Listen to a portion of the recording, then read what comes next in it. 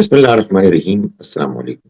سورہ یاسین قرآن مجید کی سورہ نمبر 36 ہے اور قرآن مجید کی سورتوں کے 5ویں گروپ کی یہ تیسری سورہ ہے۔ اس گروپ میں 16 سورتیں ہیں، 13 مکی ہیں اور 3 مدنی ہیں۔ ان مکی صورتوں میں بھی ایک سورہ یاسین وہ ہے کہ جس کا کوئی جوڑا نہیں، اور مدنی صورتوں میں سورہ الحجرات ایسی ہے کہ جس کا کوئی جوڑا نہیں۔ سورہ یاسین کو قرآن مجید کا دل بھی قرار دیا گیا ہے۔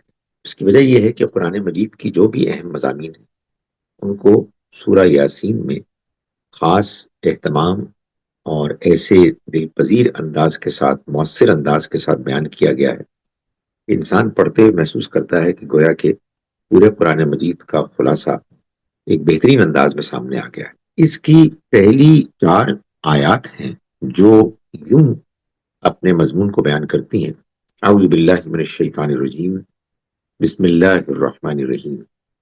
یاسین، یہ سورہ یاسین ہے، والقرآن الحکیم، یہ پرحکمت قرآن گواہ ہے اس بات کا، انک لمن المرسلین، کہ اے پیغمبر آپ رسولوں میں سے، آپ اللہ کے رسول ہیں، یعنی آپ صلی اللہ علیہ وسلم اللہ کے رسول ہیں۔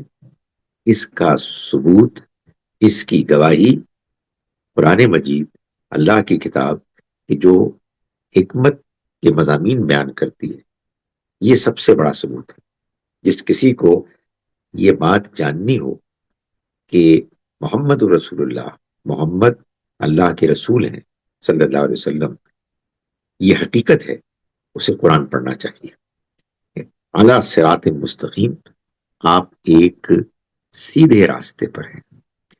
اس کے بعد آیت نمبر 10 میں اللہ تعالیٰ نے یہ بات بیان فرمائی ہے کہ یہ جو لوگ ہیں مکے والے، جن کو کہ آپ اللہ کا پیغام پیش کر رہے ہیں، آپ پیش کیجئے، مگر پیغام کے پیش کرنے کے نتیجے میں اگر آپ کو ان کی طرف سے کوئی سخت رد عمل اور ضد کا رویہ دیکھنے کو ملے تو آپ مایوس نہ ہوں، اس لیے کہ سواء علیہم، برابر ہے ان کے معاملے میں، انذرتہم، چاہے آپ ان کو خبردار کریں، ام لم تنذرہم، چاہے آپ ان کو خبردار نہ کریں، لا یؤمنون، یہ ایمان نہیں لائیں گے۔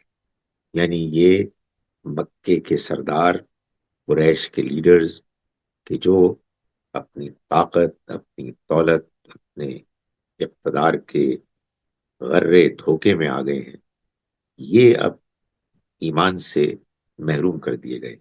یقیناً نبی صلی اللہ علیہ وسلم کی دعوت کے نتیجے میں اکثریت جزیرہ نما عرب کی مسلمان ہو گئی تھی، ایمان لے آئے تھے، مگر یہاں بات چونکہ قریش کے سرداروں کے بارے میں ہو رہی ہے، اس لیے ان کے بارے میں یہ بتا دیا گیا کہ یہ ایمان نہیں لائیں گے۔ اس کے بعد اللہ تعالیٰ نے بات سمجھانے کے لیے وہ واقعہ بیان کیا کہ جو واقعہ قرآن مجید میں بہت سی جگہوں پر بیان ہوا ہے، یعنی موسیٰ علیہ السلام کا واقعہ، کہ انہوں نے بھی اسی طرح سے اللہ کے پیغام کی، اللہ کے دین کی دعوت پیش کی اور لوگوں نے مخالفت کی۔ چنانچہ یہ 2 پیغمبر تھے، موسیٰ اور ہارون علیہ السلام، اور ان کے ساتھ پھر اللہ نے ایک تیسرے اس بندہ مومن کو بھیجا کہ جن کا ذکر خاص طور پر سورہ مومن میں تفصیل کے ساتھ کیا گیا ہے۔ فرمایا یہاں کہ وجاء من اقصى المدینہ، اور مدینے کی یعنی شہر کے پرلے کنارے سے آیا، رجل، ایک شخص، یسعى، تیزی کے ساتھ دوڑتا ہوا، قال یا قوم اتبعوا المرسلین، اور اس نے لوگوں سے کہا کہ اے میری قوم کے لوگوں، تم رسولوں کی پیروی کرو، ان پر ایمان لاؤ۔ یہ جیسا کہ میں نے گزارش کی کہ اللہ تعالیٰ نے خصوصی تائید کی ایک تیسرے شخص کے ذریعے سے، اسی کے بارے میں آخر میں آیت نمبر 26 میں، یعنی اس واقعے کے بیان کے آخر میں یہ فرمایا کہ جب قوم کے لوگوں نے اس شخص کی بات کو سننے کے بعد اس کی مخالفت کی اور اس میں اتنے آگے بڑھ گئے کہ وہ پھر ہر حد کو پھلانگ گئے. تو فرمایا کہ اس شخص نے یہ کہا کہ انی آمنت بربکم فاسمعون، میں ایمان لایا تمہارے رب پر تو تم میری بات دھیان سے سنو. قرآن کہتا ہے قیلت خل الجنہ، کہا گیا کہ تم جنت میں داخل ہو جاؤ. یعنی معلوم یہ ہوتا ہے کہ ان لوگوں نے ان کو شہید کر دیا اور اللہ نے ان کو فوراً ہی جنت میں داخلے کا فیصلہ سنا دیا. اعلیٰ یا لیت قومی یعلمون، انہوں نے اللہ ہم کو یہ اطلاع دیتے ہیں کہ وہاں پہنچنے کے بعد یہ کہا کہ اے کاش کہ میری قوم یہ جان سکے، یہ جان لے بما غفر لی ربی، کہ جو میرے رب نے مجھے معاف کر دیا، وجعلنی من المکرمین، اور اس نے مجھے بنایا ان لوگوں میں سے کہ جو عزت والے. اس کے بعد ہم دیکھتے ہیں سورہ مبارکہ میں آیت نمبر 33 میں وہ مضمون بیان ہوا ہے جو قرآن مجید میں اور بھی بہت سی جگہوں پر ہوا ہے. فرمایا کہ وآیت لہم الارض المیتہ، ان لوگوں کے لیے نشانی ہے مردہ زمین میں بھی، احییناہا، ہم نے اس کو زندہ کیا، وَأَخْرَجْنَا مِنْهَا حَبًّا فَمِنْهُ يَأْكُلُونَ، تو ہم نکالتے ہیں اس میں سے غلے کو جس کو وہ کھاتے ہیں. یعنی زمین مردہ ہوتی ہے، آسمان سے پانی برستا ہے، زمین زندہ ہو جاتی ہے، فصلیں لہلہاتی ہیں، اس میں غلہ پیدا ہوتا ہے اور یہ لوگ اس میں سے کھاتے ہیں. وَجَعَلْنَا فِيهَا جَنَّاتٍ، اور ہم نے اس زمین میں بنائے باغات، من نخیل وعناب، کھجور کے بھی اور انگوروں کے بھی. فجرنا فیہا من العیون، اور ہم نے جاری کر دی ان میں پانی کے چشمے. یعنی یہ سب کچھ ہم کرتے ہیں لیاکلوا من ثمرہ، تاکہ وہ کھائیں اس کے پھلوں میں سے. وما عملت ایدیہم، اور یہ سب کچھ ان کے ہاتھوں نے تو نہیں کیا.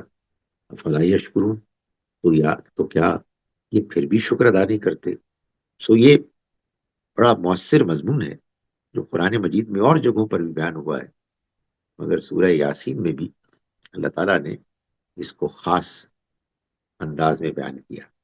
اس کے بعد ایک اور مضمون ہے جس کو یہ سورہ مبارکہ بیان کرتی ہے آیت نمبر 41 سے، وآیۃ لہم، اور ان کے لیے نشانی ہے، انا حملنا ذریتہم فی الفلک المشحون، کہ ہم نے ان سے بھری ہوئی کشتیوں میں ان کو اٹھا رکھا ہے.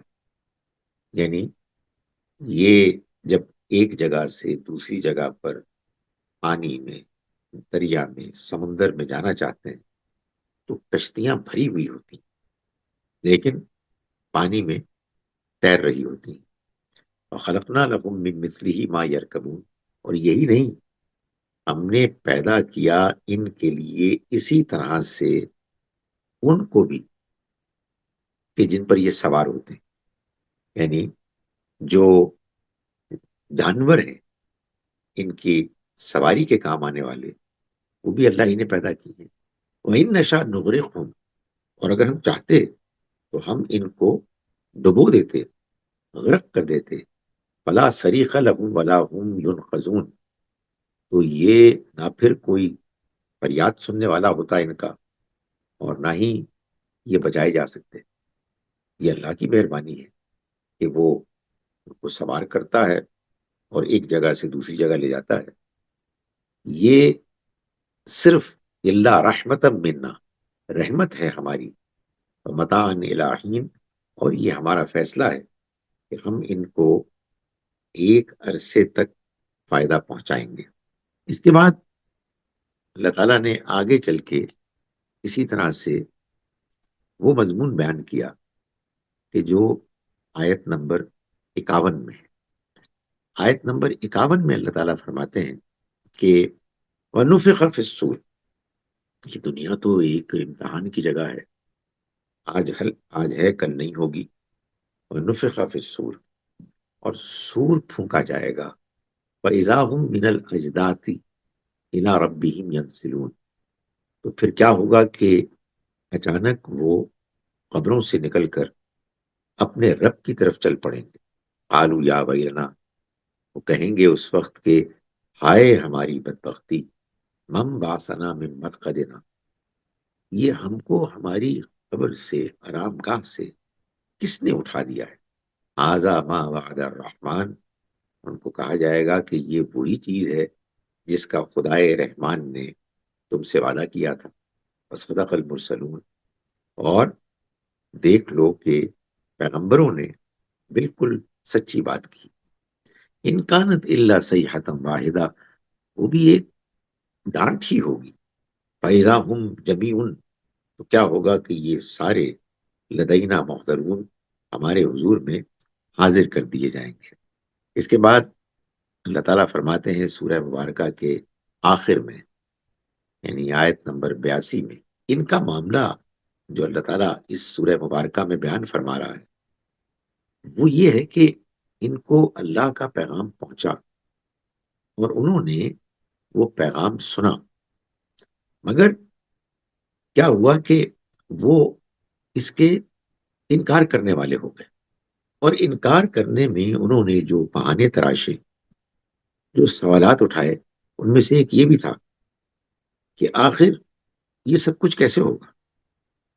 آپ کہتے ہیں آخرت ہوگی، قیامت ہوگی، فرمائے انما امرہ، اس کا فیصلہ تو اذا ارادہ شیئن، جب وہ کسی چیز کا ارادہ کرتا ہے، ان یقول لہ کن فیکون، ایسے ہوتا ہے کہ وہ کہتا ہے کہ اس کے لیے ہو جا، تو ہو جاتا ہے، ہونے لگتا ہے۔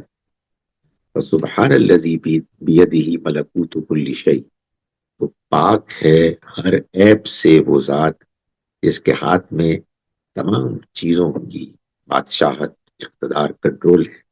وَإِلَيْهِ ترجعون، اور اسی کی طرف اے لوگو تم سب لوٹائے جاؤ گے۔ السلام علیکم ورحمۃ اللہ وبرکاتہ۔